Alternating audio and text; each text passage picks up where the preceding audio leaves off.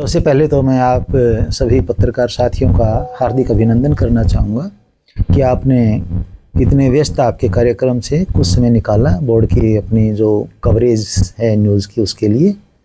अब जैसा कि आपका क्वेश्चन है जिसमें एक शब्द आपने प्रयोग किया घोटाला, ये दरअसल घोटाला नहीं है, ये अनियमितता है। अनियमितता और घोटाले में थोड़ा सा अंतर शायद मेरे अकॉर्डिंग होता है। अनियमितता का मतलब है कि नियमों को फॉलो ना करते हुए कोई काम किया जाना, चाहे उसके पीछे मंशा अच्छी ही हो, लेकिन जिसमें संस्था को यदि कोई फाइनेंशियल लॉस हो और इसके साथ साथ नियमों की भी पालना यदि ना की जाए तो उसको हम यही कहेंगे कि वो इग्नोरेंस ऑफ रूल्स और मिसयूज़ ऑफ पावर है। तो जैसा आपने पूछा है, इसमें दो तरह की अनियमितताएँ आई हैं जो बोर्ड ऑफ डायरेक्टर्स की मीटिंग में जिस पर चर्चा हुई। एक है कि यहाँ हरियाणा विद्यालय शिक्षा बोर्ड में जो उस समय के हमारे चेयरमैन महोदय थे, सन 2023 और 24 के सत्र की बात मैं बताना चाह रहा हूँ। उसमें एक स्कॉच अवार्ड कोई प्राइवेट संस्था से लिया गया था जिसकी कीमत 11,80,000 रुपये बोर्ड के द्वारा पे की गई है, जबकि नियमानुसार इस प्रकार का कोई किसी प्राइवेट संस्था से अवार्ड हम नहीं ले सकते हैं। कोई भी संस्थान नहीं ले सकता ऐसा अवार्ड जिसकी कीमत देनी पड़े। इसके अलावा दूसरा जो आपने अनियमितता की बात अभी की है उसके बारे में बताना चाहूँगा कि ऑन स्क्रीन मार्किंग का आजकल जो कंसेप्ट चल रहा है, जो कि ख़ासतौर पर मेडिकल कॉलेजेस में काफ़ी एक्सटेंसिवली और इफ़ेक्टिवली अडॉप्ट किया गया है, वो बोर्ड के लिए लागू करने का विचार जैसे उन्होंने बनाया और ऑन स्क्रीन मार्किंग की जो रिसेंट टेक्नोलॉजी थी उसको अडॉप्ट करने के लिए जो प्रोसीजर अडॉप्ट किया, उसमें कम से कम 3 फर्म से टेंडर्स लेने चाहिए थे। उसके बाद प्रॉपर जो एक नियम होता है उसके अनुसार आगे कार्रवाई करनी चाहिए थी, लेकिन किसी एक फर्म को विलिंगफुली फ़ायदा पहुंचाते हुए नियमों को मतलब इग्नोर करते हुए वह टेंडर दे दिया गया, जो काफ़ी महंगा वैसे भी मैं कहना चाहूँगा दिया गया, जिसमें लगभग 70 रुपये एक आंसर शीट पर खर्च आया है मार्किंग का। और इसमें ऑडिट पैरा बन गए, जो हमारे यहाँ ऑडिटर महोदय उस टाइम थे उन्होंने ऑब्जेक्शन उस पर लगा दिए। उन ऑडिट पैरा के बनने के बावजूद भी उस फर्म को मतलब वो टेंडर दिया गया और उसको पेमेंट किया गया, जबकि बाकी जो एक मतलब कमेटी कंस्टिट्यूट की जाती है इस प्रकार की प्रक्रिया के लिए, किसी भी कमेटी के सदस्यों के भी सिग्नेचर नहीं है उन बिल्स पर या उस टेंडर पर। तो ये थोड़ी अनियमितता ही हम इसे कहेंगे। तो इसमें आमतौर पर यदि कहीं किसी सरकारी कार्य में या किसी संस्थान के कार्यों में ऐसी अनियमितता होती है तो जो मतलब जिम्मेवारी फिक्स की जाती है एक पर्सन की और उसके अनुसार आगे की कार्रवाई होती है। कौन सी क्लास के ये पेपर थे, कुल कितनी सीट? सेकेंडरी और सीनियर सेकेंडरी कक्षाओं की आंसर शीट्स थी और इसमें लगभग 60 और 70 लाख के बीच का एक अमाउंट जो पेमेंट किया गया है। और जिस फर्म को पेमेंट किया गया है नेगोशिएशन करके उसको L1 किया गया है। मैंने पहले बताया ऑडिट ऑब्जेक्शन उस पर है। जब ऑडिट ऑब्जेक्शन है तो डेफिनेटली जो एक्सपर्ट्स के मतलब डिसीजन होते हैं उनको फॉलो किया जाना चाहिए, या उसकी जो क्वेरी होती हैं या जो ऑब्जेक्शन होते हैं उनको सेटिस्फाई करना चाहिए, उसके बाद आगे बढ़ना चाहिए। तो अब एक कार्रवाई इसके ऊपर मतलब आगे होगी, जो कि हरियाणा सरकार के द्वारा पैनल एक निर्धारित किया गया है। इंक्वायरी ऑफिसर्स होते हैं रिटायर्ड IAS और जो दूसरे हमारे अधिकारी होते हैं, तो एक अधिकारी का इसमें नियुक्ति जो कर दी गई है और उनको यह केस सौंप दिया गया है। जैसे इसके ऊपर कोई भी कार्रवाई होगी वो आगे विभाग अपने स्तर पर देखेगा। रिकवरी के भी चांसेस हैं सर, कुछ जो जितना खर्च हुआ उसके? देखिए, आमतौर पर जब कोई भी मैटर अंडर कंसिडरेशन होता है उसके बारे में खुद तो कुछ नहीं कहा जा सकता। यदि अनियमितताएं नहीं हैं then it will be okay.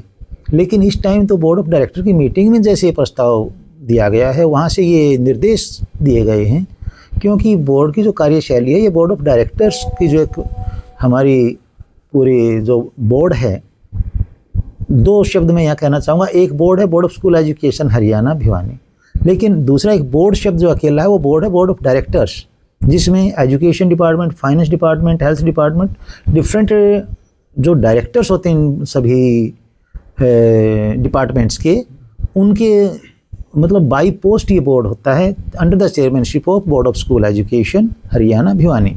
तो यहाँ जो फैसले लिए जाते हैं, नीतिगत फैसले जो खासतौर पर लिए जाते हैं, वो बोर्ड ऑफ डायरेक्टर्स की मीटिंग में ही लिए जाते हैं और उन्हीं को आगे फॉलो करना होता है। फिर वही बात आ जाती है, जांच का विषय है, मुख्यतः तो जिम्मेवारी तो चेयर की ही होती है। जो अधिकारी इसके अलावा निर्धारित की फिक्स की जाएगी रिस्पॉन्सिबिलिटी, तो कौन इसके लिए जिम्मेवार है। अब तक जांच अधिकारी के लेवल पर यह डिपेंड करता है कि उनके पास और कितनी जांच हैं, कितना समय वो लेते हैं। मेरे विचार से 1-2 महीने में हो जाना चाहिए। इस बारे में कुछ क्लियर कट में टाइमलाइन नहीं बता सकता हूँ। यह भी एक मेरे विचार से लीगल इशू है। इसमें रिकवरी हो सकती है, या मतलब कोई जिस प्रकार की जो भी एक लीगल पनिशमेंट होती है वो इसमें हो सकती है, यदि दोषी कोई पाया जाता है तो। यदि हम नॉर्म के हिसाब से चेक करवाएं तो हम एग्जामिनर को 15 रुपये देते हैं। इसके साथ साथ लगभग 1 रुपया टेबुलेशन वगैरह का खर्च उस पर आ जाता है। ट्रांसपोर्टेशन वगैरह भी यदि हम सारा कुछ लगाएं तो लगभग एक आंसर शीट पर 2 से 3 रुपये एडिशनल 15 रुपये के अलावा खर्च आता है, जिसमें ट्रांसपोर्टेशन भी है, वहाँ जो ऑब्जर्वर वगैरह हम बिठाते हैं या वहाँ पर CCTV कैमराज जो लगाए जाते हैं, तो लगभग ये 17 से 18 रुपये के आसपास ही इसका खर्च बनता है। कहीं ना कहीं से बात करें तो 3-4 गुना खर्च किया। हाँ, ये 3-4 गुना मायने नहीं रखता। मायने ये रखता है कि नियमों को भी नहीं फॉलो किया गया। कई बार ऐसा देखिए, क्वालिटी पर भी डिपेंड करता है। कोई चीज़ मार्केट में, अब एक कार शब्द हम प्रयोग करें, इट वेरीज, कॉस्ट तो सभी की अलग अलग होती हैं, तो ये डिपेंड करता है कि क्वालिटीज़ या मतलब यूँ का ये फीचर्स कितने उसमें हैं। तो क्वालिटी के अकॉर्डिंग भी जब ऑब्जेक्शन है तो डेफिनेटली आई थिंक जांच का विषय है। तो जो क्वालिटी मैंने बताया कि प्रोसेस गलत अडॉप्ट किया गया है और किसी व्यक्ति विशेष को इसका लाभ पहुंचाने के लिए ऐसा किया गया है।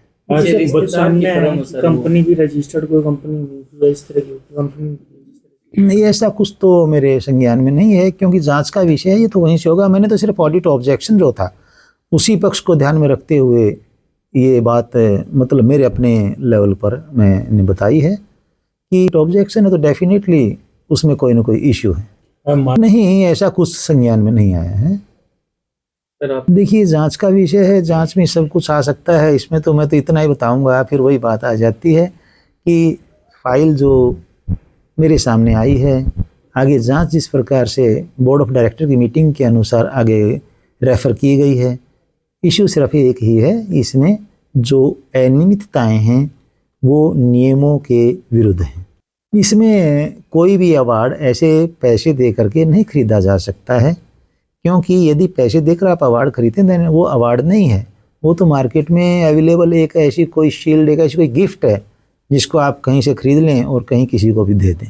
बात करें पूर्व चेयरमैन के द्वारा भी सर, जब वो अवार्ड मिला तो बुला करके बाकायदा प्रेस कॉन्फ्रेंस की गई थी, उसकी खूबियाँ बताई गई थी कि हमें उपलब्धि पर, बोर्ड की उपलब्धि पर इसको अवार्ड मिला। तो उस समय ये बात नहीं कही थी कि 11 लाख रुपए इसकी कीमत पे करनी पड़ी है, जो अब सामने आ रही है। तो सर इसको भी किस तरह से आप देखते हैं? फाइल में मेरे सामने एक ऐसा भी लेटर आया है जिसमें तत्कालीन माननीय मुख्यमंत्री महोदय को भी काफ़ी बढ़ा चढ़ाकर, काफ़ी एडजेक्टिव लगा करके एक तरह से दिशा भ्रमित किया गया है। ये जांच का विषय है, सभी उसी में सामने आएगा किस किस स्टेप पर कहाँ कहाँ गलतियाँ की हैं। मैं तो एक ही बात कहता हूँ, अति उत्साहित होकर के न तो कभी कोई इंसान को फैसला लेना चाहिए और न कभी कोई अति उत्साहित होकर के कोई बयान देना चाहिए। मेरे विचार से जितनी जिम्मेवारी की पोस्ट है उसके अनुसार बात इंसान को करनी चाहिए, वही ज़्यादा अच्छा रहता है।